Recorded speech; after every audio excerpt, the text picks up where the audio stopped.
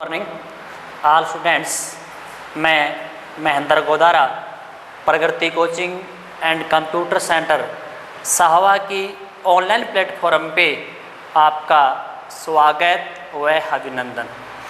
आज हम अध्ययन कर रहे हैं संविधान की अनुसूचियाँ। हमें जो आज अध्ययन करना है वो करना है संविधान की अनुसूचियाँ। इससे पहले हमने पढ़ा था कि संविधान का निर्माण कैसे हुआ, यानी भारत का संविधान बना कैसे, संविधान की प्रस्तावना क्या थी। हम जो बात कर रहे हैं वो कर रहे हैं भारतीय राज्य व्यवस्था। और राज्य व्यवस्था में हमने जो पढ़ा, हमने पहला टॉपिक पढ़ा भारत के संवैधानिक विकास क्रम, फिर हमने पढ़ा संविधान सभा, फिर हमने पढ़ा था संविधान की प्रस्तावना। आज हम पढ़ रहे हैं टॉपिक नंबर 4, ए से जेड, यानी 0 से हम बातें शुरू कर रहे हैं। और हर एग्जामों के अंदर इससे संबंधित प्रश्न पूछे गए हैं। पहले हमें पता करना है अनुसूचियाँ है क्या। जैसे संविधान की हम बात करते हैं तो संविधान के अंदर 3 बातें आती है। एक तो आता है भाग, नंबर 2 पे हम बात करते हैं तो बात आती है अनुच्छेद की, और नंबर 3 बात करते हैं तो बात आएगी अनुसूची की। ये 3 बातें प्रत्येक जगह हम जहाँ संविधान का अध्ययन करते हैं तो हमें 3 बातें हमेशा मिलती हैं। तो शुरुआत से पता करना है कि भाग क्या है, अनुच्छेद क्या है, अनुसूचियाँ क्या है। जैसे हमने पहले बात की थी, ये तीनों बातें कहाँ हैं, भारत के संविधान में। अब पहले इस बात का हमें पता होना चाहिए कि संविधान क्या है। तो हमने इसकी पहले चर्चा की थी कि संविधान में नियम, कानून, विधियों का एक लिखित दस्तावेज है। यानी अपनी भाषा में बात करते हैं एक किताब है, एक बुक रूप बात करते हैं कि किताब में ही अपने देश के जो नियम, जो कानून लिखे गए हैं, जिस नियम कानूनों के अनुसार अपने देश की शासन व्यवस्था का संचालन होता है। जैसे हम बात करते हैं अपनी कोई किताब है, उस किताब का जो हम पहला ही पेज पढ़ते हैं, उस पेज में दिया होता है ना, जैसे कि अपनी किताब में या अपने के जैसे सामाजिक की कोई किताब लेते हैं हम, उस सामाजिक किताब में जैसे शुरुआत हमने की उसमें लिखा गया था कि उस किताब में 10 इकाई है। बात समझ आ गई।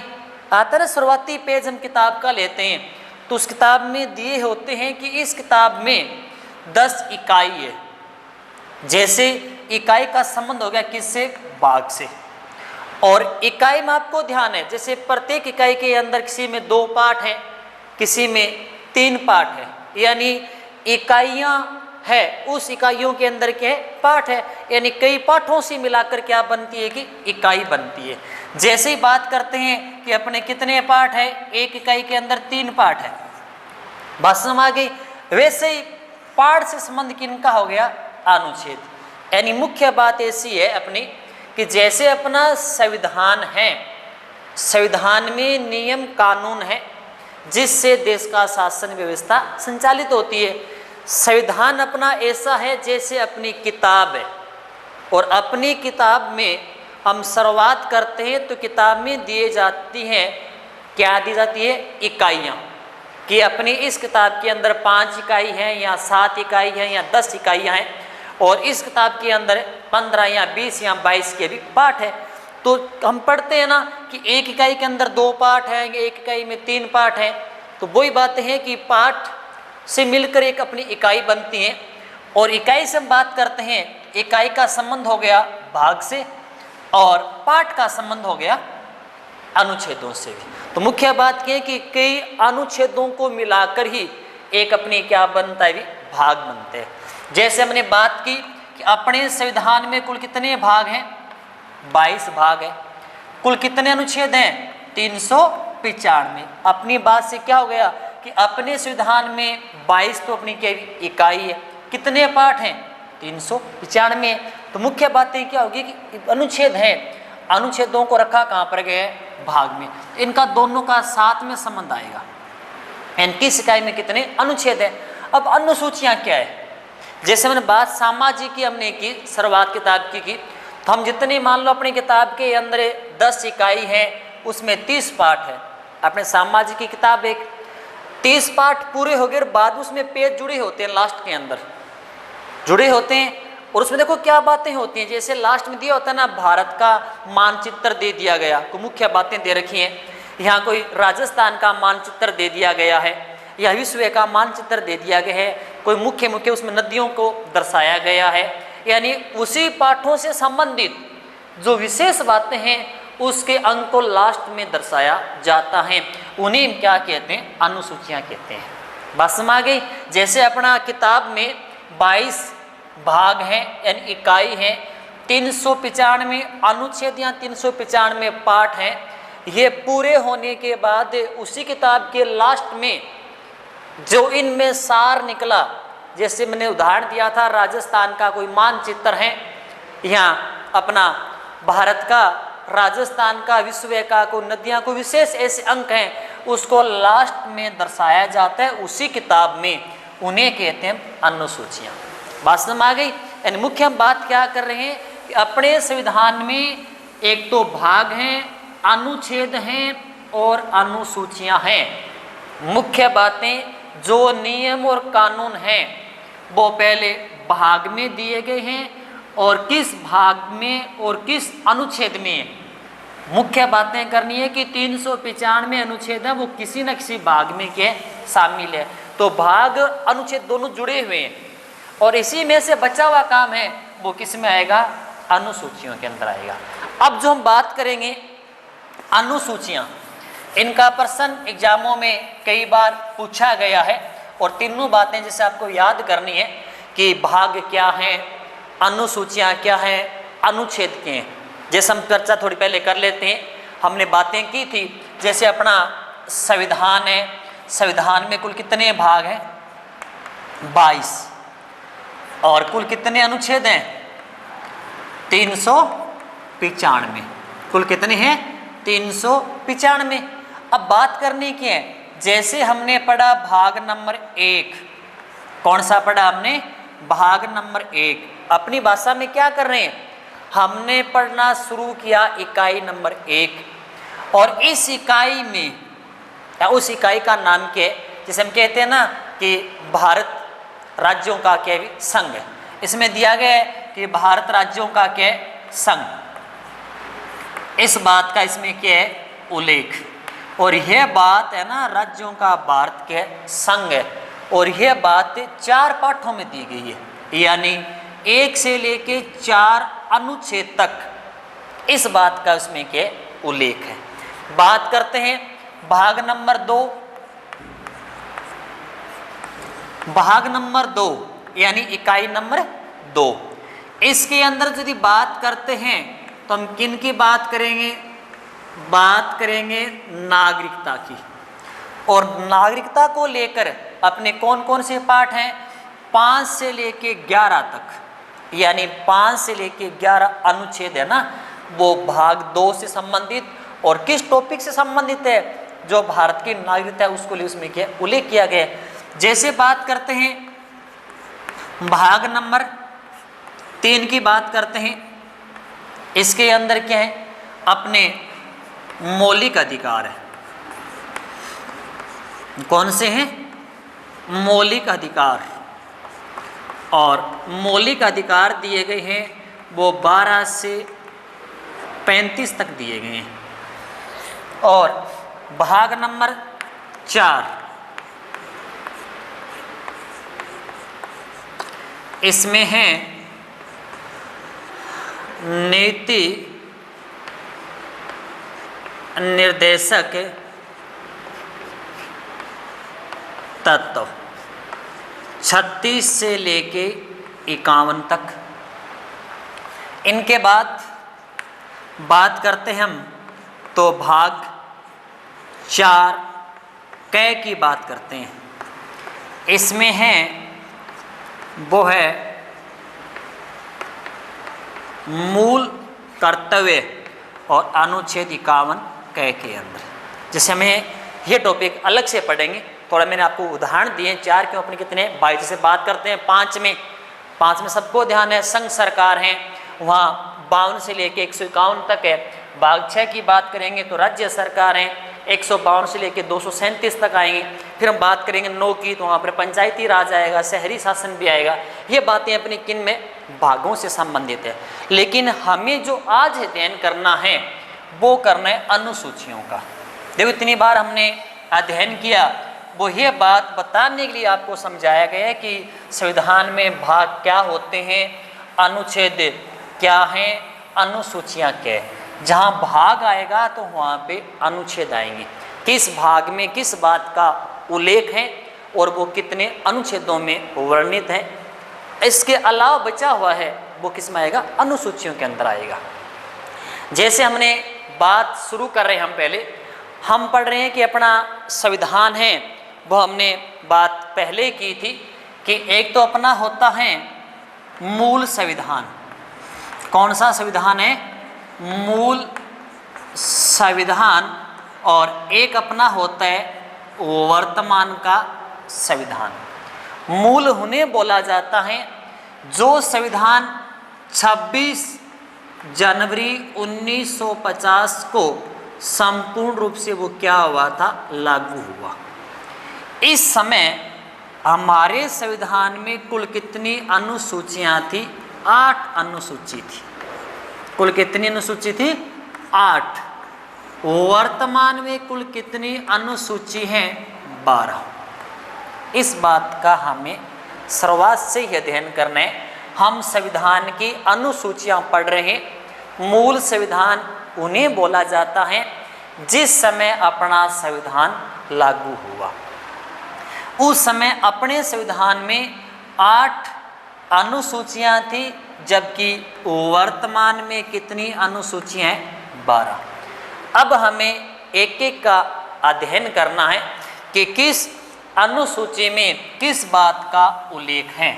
और इसी से संबंधित प्रश्न एग्जाम में बार बार पूछे गए हैं। जैसे कई विद्यार्थी कहते हैं सर इस सिलेबस में ये प्रश्न टॉपिक दिया ही नहीं गया। जैसे रीट की बात करते हैं, दिया जरूर नहीं गए, इससे संबंधित प्रश्न एग्जाम में आ गए हैं। जैसे अनुसूची 11 की बात हम करेंगे, 12 की बात करेंगे, 10 से संबंधित बात करेंगे, 4 से संबंधित बात करेंगे। वो टॉपिक अपने सिलेबस में हैं, उनसे प्रश्न एग्जाम में आए हुए हैं। इसलिए हमें 12 सूचियों में से 12 की 12 याद करनी है। तो देखो याद करनी कैसे। नंबर 1 हम पहले पढ़ेंगे प्रथम अनुसूची। प्रथम अनुसूची अपने जो प्रश्न हमें जितने याद करने हैं वो एग्जाम के अंदर आएंगे कैसे। जैसे दे दिया जाएगा कि प्रथम अनुसूची में किसका उल्लेख है, या ऐसा दे दिया जाए जैसे भारत के राज्य क्षेत्र, उसका संबंध किस अनुसूची से है। तो अपनी प्रथम अनुसूची क्या बात कहती है, इसके अंदर उल्लेख किया गया है वो किया गया है भारत के राज्य क्षेत्र। किसका उल्लेख किया गया है, भारत के राज्य क्षेत्र, यानी कि भारत के राज्य वे भारत के संघ शासित प्रदेश हैं, उनसे मिलकर ही भारत बना है। इसी बात का उल्लेख राज्य क्षेत्र व संघ शासित प्रदेश, इस बात का उल्लेख प्रथम अनुसूची में किया गया है। बात समझ आ गई। जैसे हम बात करते हैं कि अपना संविधान है, उस संविधान की प्रथम अनुसूची में किस बात का उल्लेख किया गया है। बात समझ आ रही है ना। हम बात कर रहे हैं कि प्रथम अनुसूची में किस बात का उल्लेख है, भारत के राज्य क्षेत्र। इतनी बात याद करनी है। यानी भारत बना है वो राज्यों से बने, राज्यों का भारत के संघ है। अब बात करते हैं इसमें कौन कौन सी बातें हैं। जैसे बात अपना देश संविधान लागू हुआ उसमें तो भारत में 14+5 राज्य थे। हम दिसंबर यानी 2019 की पहले बात करते हैं तो उसमें क्या दे रखा था। उसमें ऐसा था कुछ समय पहले अपना देश क्या दे रखा था, 29 तो भारत में के राज्य हैं और 7 अपने के संघ शासित प्रदेश है। इनसे मिलकर बना है अपना देश। इस बात का उल्लेख है, किस में उल्लेख है, प्रथम अनुसूची में। अपना देश 29 राज्य प्लस में 7 संघ शासित प्रदेशों से मिलकर अपना देश बनाए। लेकिन हमें इससे संबंधित प्रश्न आएगा, प्रथम अनुसूची में उल्लेख है तो भारत के राज्य क्षेत्र से संबंधित उल्लेख है। लेकिन जैसे आप 29वां राज्य बना था वो 2014 में बना था, तेलंगाना आंध्र प्रदेश से अलग हुआ।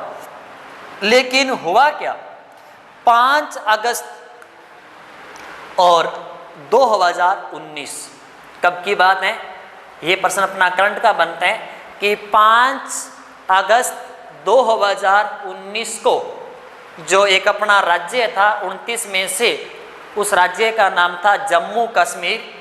उस राज्य को एक विशेष संविधान का दर्जा दिया गया था।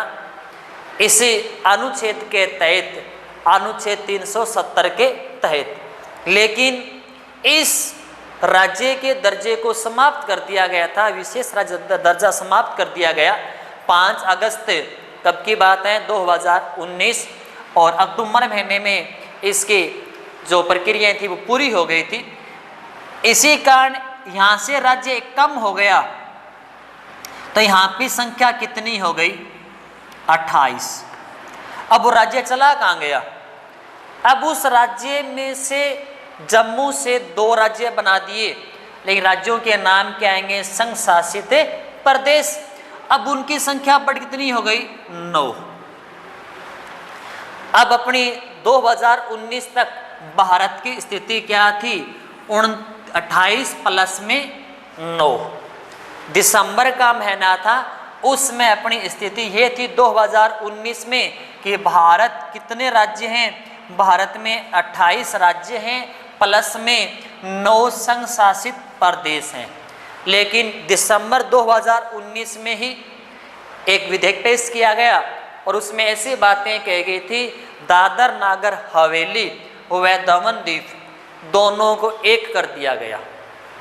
और यह बात 26 जनवरी 2020 से लागू है। तो 2 एक कर दिए गए तो अपना राज्य कम हो गया।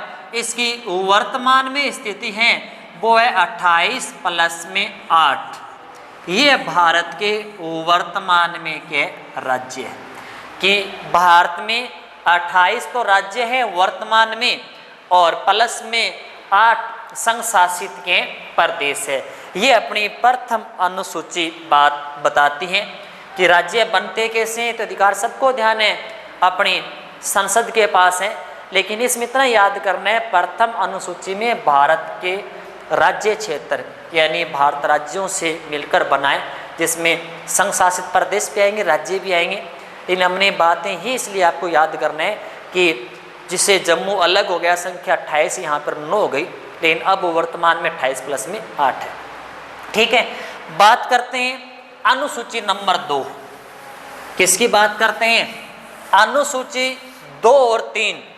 इसकी बातें थोड़ी हमें कंफ्यूज रहती हैं।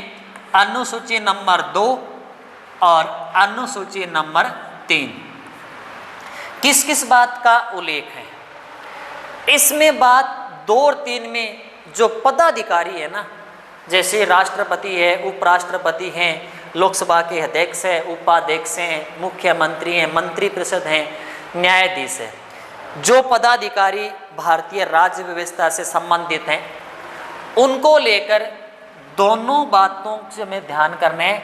अनुसूची 1 में कोई समस्या नहीं है, भारत के राज्य क्षेत्र, इतनी बात याद करनी है। 28 प्लस में 8 हो, वर्तमान में भारत बने है ना, तो भारत बने राज्यों से मिलकर, इसे कहते हैं राज्यों का संघ। इसके अलावा बात करनी है 2 और 3 की।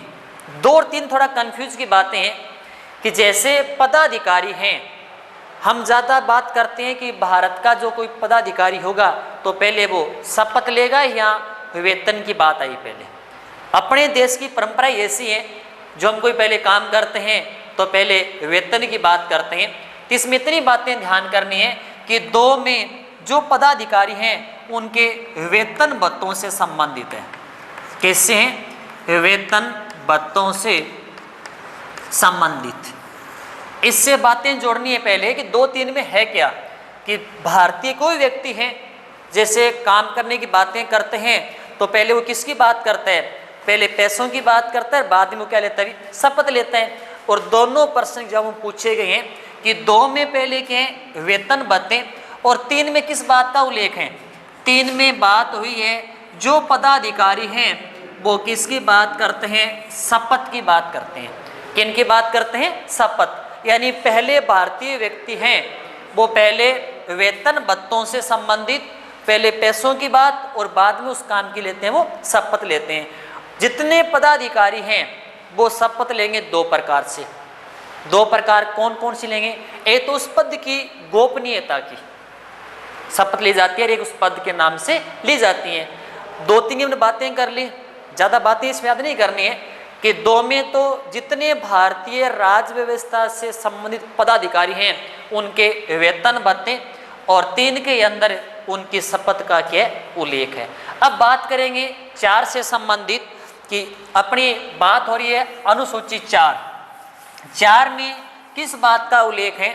चार में है अनुसूची चार। ये प्रश्न एग्जामों में कई बार पूछा गया है। जैसे भारत की संसद है उसके दो सदन हैं, एक लोकसभा और एक राज्यसभा।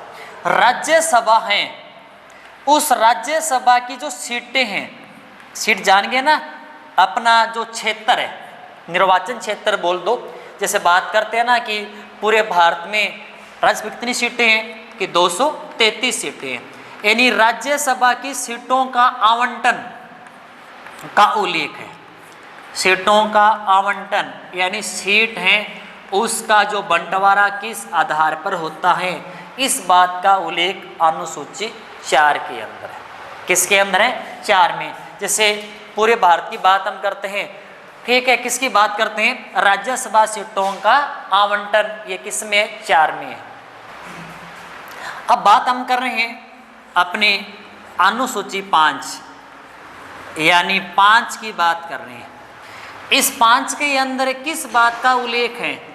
जैसे भारत में अनुसूचित क्षेत्र, जैसे हम बात करते हैं ना SC ST यानी पिछड़ा इलाका है, उस क्षेत्र से संबंधित प्रशासन है उसकी बातें करते हैं के प्रशासन से संबंधित। यानी हमने बातें की हैं वो की हैं अनुसूचियों संबंधित। एक में भारत राज्यों का क्षेत्र है, नंबर 2 में वेतन भत्ते, नंबर 3 में शपथ, नंबर 4 में राज्यसभा की सीटों का आवंटन और 5 जैसे हम बात करते हैं ना ऐसे 5 लेते हैं तो ऐसे करना है 5 से SC और ST यानी इससे संबंधित जो प्रशासन है उस बात से उसका क्या उल्लेख है।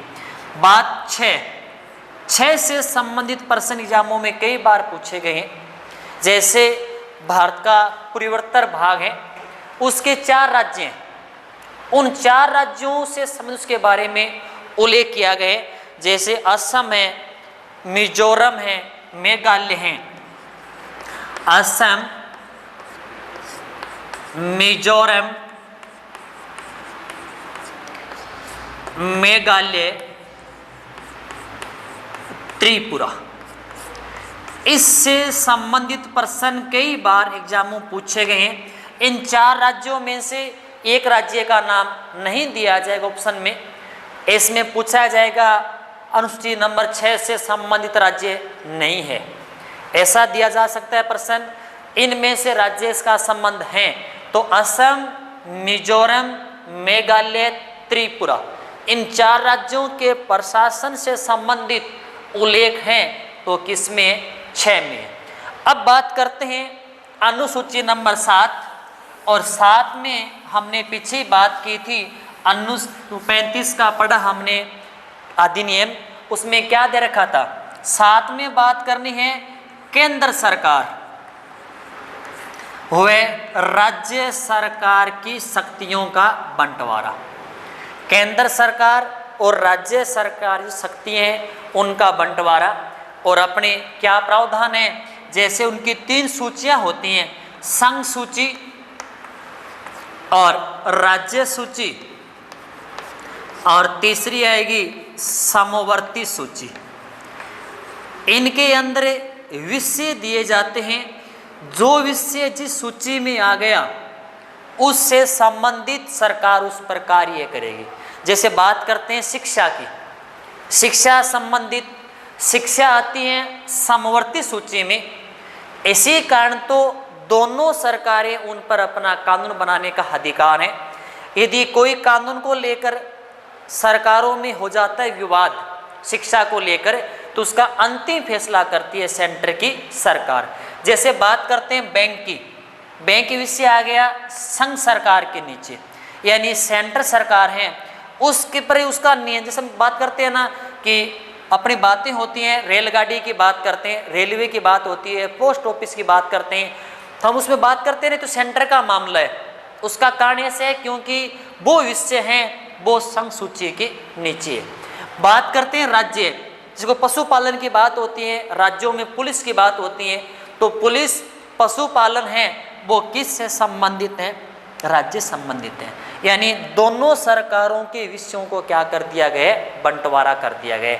जैसे संघ सूची है उसके नियंत्रण में आएंगे 100 विषय और यहाँ पर आएंगे 61 विषय और यहाँ पर आएंगे 52 विषय। यानी ज़्यादा अधिकार किसको दिया गया है, ज़्यादा अधिकार दिया गया केंद्र सरकार। क्यों कि केंद्र के पास अकेले के पास 100 हैं और 52 और बच गए समवर्ती, तो उसका अंतिम फैसला भी करता कौन है, अंतिम फैसला भी केंद्र की सरकार के द्वारा किए जाते हैं। तो 7 अनुसूची में क्या है, केंद्र राज्य सरकारों की शक्तियों का बंटवारा 3 सूचियों के माध्यम से किया जाता है और तीनों में कोई विषय शामिल नहीं है। एक सूची अपनी और है, उसका नाम है अवशिष्ट शक्तियां, वो भी केंद्र सरकार के अधीन ही है। अब बात करते हैं अनुसूची 8 और 8 में क्या बात दे रखी है। 8 के अंदर बातें हैं जो भाषाओं का उल्लेख है। 8 में किसका उल्लेख है, भाषाओं का उल्लेख। और कुल कितनी भाषाओं को मान्यता मिली हुई है, 22 भाषाओं को मान्यता मिली हुई है। इन 22 भाषाओं में अपने राजस्थानी भाषा को मान्यता नहीं दी गई है। जैसे हम बात करते हैं अपना मूल संविधान था, उस समय कुल कितनी भाषाएं थी, तो उस समय भाषाएं थी 14। कितनी भाषा थी, 14 भाषाओं को मान्यता मिली हुई थी। लेकिन अब हमें और भाषाओं को मान्यता देनी है तो हमें संविधान में क्या करने पड़ेंगे, संशोधन। तो इनके बाद एक संशोधन हुआ था और वो हुआ था 21वां संशोधन, और हुआ कब था, 1967। इसके तहत एक भाषा और मान्यता मिल गई और वो भाषा कौन सी है, सिंधी भाषा। कौन सी भाषा है, सिंधी भाषा, जो अपनी 15वीं भाषा बन गई। इनके बाद एक संशोधन और किया गया था, 71वां संशोधन हुआ था, वो हुआ था 1992 के अंदर। कौन सा संशोधन हुआ था, 71, और हुआ कब था, 1992 में। इसके तहत हैं वो 3 भाषाओं को मान्यता मिली, नेपाली, मणिपुरी, कोंकणी। एक तो नेपाली, मणिपुरी और एक भाषा कौन सी है, कोंकणी। यानी 15, 16, 17, 18 इनके बाद बात करते हम, वो बात करते हैं कि इनकी एक संशोधन और हुआ था 92 और वो हुआ था 2003 में। इन उसको लागू किया गया था 2004 के अंदर। इसके अंदर भी 4 भाषाएं थी, जैसे बोडो नाम की, डोगरी, मैथिली और लास्ट अपनी भाषा थी संथाली। 4 भाषा और इसमें मिल गई, कुल कितनी हो गई 22। इसके बाद हम बात करते हैं 9 और 10। 9 इसलिए मोस्ट है, यदि इस अनुसूची में जो विषय डाल दिया गया है उस विषय को कोर्ट द्वारा कोई चुनौती नहीं दी जाएगी। जैसे बात करते हैं कि 9वीं अनुसूची जुड़ी गई, 9 थी भी ज़्यादा उसमें काम थे भूमि सुधार से संबंधित, यानी जो विषय इस अनुसूची में डाल दिया गया है तो उस विषय पर सुप्रीम कोर्ट या हाई कोर्ट की बात हम करते हैं, न्यायालय की बात करते हैं, तो उसमें चुनौती नहीं दी जाएगी। और ऐसे विषय जुड़ गए थे 284। लेकिन एक बाद में कोर्ट का फैसला आया था, और फैसला आया था 2007 में। ऐसा कहा गया था भी 2007 के जो मामले हैं उसमें सुप्रीम कोर्ट में चुनौती दी जा सकती है। इसके बाद करते हैं 10 में बहुत अपना मोस्ट है, जो वर्तमान की सरकारें ऐसा काम कर रही हैं, दल बदल, यानी कोई व्यक्ति है जिस पार्टी से चुनाव जीतकर आता है, यदि वो लालच के रूप के अंदर और अपने स्वार्थ के लिए दूसरी पार्टी में जाने का जो काम करता है उन्हें हम कहते हैं दल बदल। इसका सबसे पहला उदाहरण आया था हरियाणा में 1967 में। एक व्यक्ति था, विधायक था 67 के अंदर, उस व्यक्ति ने 24 घंटे में 3 पार्टियां चेंज कर ली। उसका नाम था गयाराम। पहले निर्दलीय था और सुबह उठते वो चला गया कांग्रेस के अंदर, फिर उसने वापस नई पार्टी ज्वाइन कर ली। तो मीडिया ने पूछा गया था भी गयाराम वापस कांग्रेस में आ गया, उसने नाम दिया था ये गयाराम आयाराम है। इस नाम से जुमला प्रसिद्ध हुआ था, आयाराम गयाराम, चला भी गया था वापस भी आ गया था। इस बात को लेकर एक संशोधन किया गया था 52वां। उस समय देश के प्रधानमंत्री थे राजीव गांधी। इसने ऐसा फैसला लिया था जितनी संख्या है और उसमें से 1/3 यानी 1/3 सदस्य जाएंगे तो वो दल बदल नहीं माना जाएगा, और इससे संख्या कम रह गई वो दल बदल माना जाएगा। जैसे बात करते हैं कोई व्यक्ति पार्टी में 100 सीटें जीत कर आ गई और उसी पार्टी के 33 व्यक्ति उस पार्टी से नाराज हैं और दूसरी पार्टी में जाएंगे तो वो कानून का उल्लंघन नहीं कर रहे हैं। यदि उससे कम जाते हैं तो वो कानून का क्या कर रहे हैं, उल्लंघन कर रहे हैं। इसके बाद फिर एक संशोधन और किया गया था 91वां संविधान संशोधन, और उस समय अटल बिहारी वाजपेयी देश के प्रधानमंत्री थे। उन्होंने कहा था 2/3 2/3 सदस्य यदि उससे कम रह जाते हैं तो वो दल बदल का वो क्या कर रहे हैं, उल्लंघन कर रहे हैं। जैसे आप पीछे देखा था एमपी में ऐसे ही सरकारें बनी, कर्नाटक में भी ऐसा ही उदाहरण दिया गया था, लेकिन इसका कारण यह रह गया, इसका अंतिम फैसला करता कौन है, विधानसभा का अध्यक्ष। इसका उदाहरण पीछे हमने देखा था राजस्थान में भी, लेकिन वो भी उसका क्या था, उल्लंघन था दल बदल का। क्यों? उनके पास इतनी संख्या कांग्रेस संबंधित नहीं थी। और कुछ पूछते हैं सर इसमें 6 विधायक बहुजन समाज पार्टी में उसमें शामिल कर लिए गए, वो उल्लंघन नहीं है। क्यों? उसमें 6 सदस्य थे और 6 उन्होंने क्या कर दिया, कांग्रेस में मिल गए, तो उन लोगों ने इस बात का उल्लंघन नहीं किया।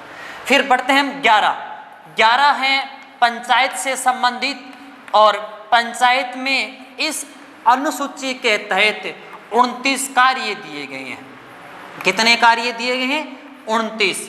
और लास्ट पढ़ते हैं 12वीं अनुसूची, वो है शहरी से संबंधित, और इसमें कितने कार्य दिए गए हैं? 18 कार्य दिए गए हैं। और आगामी अपनी क्लास रहेगी, इसलिए धन्यवाद।